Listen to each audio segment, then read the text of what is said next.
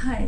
सनस्क्रीनविषयीचा अजून एक कॉमन प्रश्न विचारण्यात येतो की मार्केटमध्ये एवढे सर्व सनस्क्रीन अवेलेबल आहेत, तर त्यापैकी आम्ही कुठले सनस्क्रीन वापरायला पाहिजे आणि सनस्क्रीन सिलेक्ट करताना काय विचार करायला पाहिजे किंवा कशा पद्धतीने सनस्क्रीन सिलेक्ट करायला पाहिजे. तर आज तुम्हाला जी गाईडलाईन्स सांगणार आहे सनस्क्रीन सिलेक्ट करताना, त्या जर तुम्ही पाहून घेतल्या तर तुम्ही तुमच्या स्किनसाठी एक प्रॉपर सनस्क्रीनचं सिलेक्शन नक्कीच करू शकता.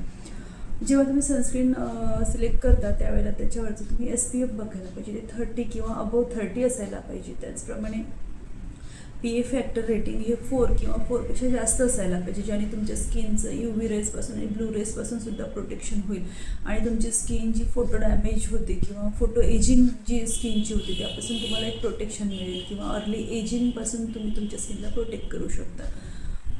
त्याचप्रमाणे जर तुमची स्किन ही ऑइली असेल तर तुम्ही तुमच्या स्किनला जेल बेस्ड सनस्क्रीनचा वापर सिलेक्शन करायला पाहिजे.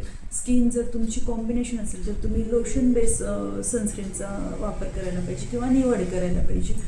त्याचप्रमाणे स्किन ही खूप जास्त प्रमाणात ड्राय असेल तर अशा वेळेला क्रीम बेस्ड सनस्क्रीनचा तुम्ही वापर करायला पाहिजे.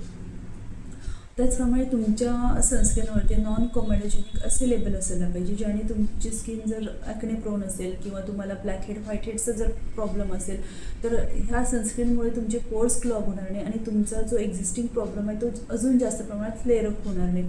त्यामुळे नॉन कॉमेडोजेनिक सनस्क्रीन आहे की नाही हे सुद्धा पाहणे तेवढेच गरजेचे आहे.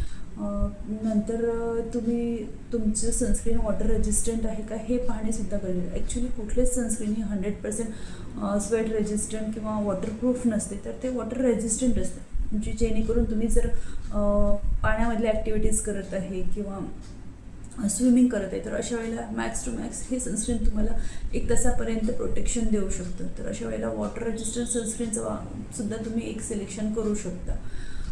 त्याचप्रमाणे जेव्हा तुम्ही सनस्क्रीन सिलेक्ट करता अशा वेळेला मी पर्सनली सजेस्ट करेल की तुम्ही केमिकल सनस्क्रीनचं सिलेक्शन करायला पाहिजे किंवा केमिकल सनस्क्रीन प्रिफर्ड करायला पाहिजे.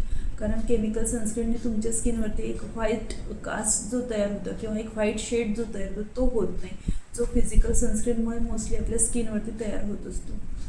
तर अशा प्रकारे तुम्ही ह्या सगळ्या पॅरामीटर्समधून तुमच्या स्किनला सुटेबल असे एक सनस्क्रीनचं सिलेक्शन करू शकता. पण तुम्ही तुमच्या डॉक्टरांच्या सल्ल्याने तुमच्या स्किनचं एक्झॅक्ट टाईप समजून घेऊन आणि एक कस्टमाइज स्किन केअर रुटीनसुद्धा ठरवून घेऊ शकता. थँक्यू.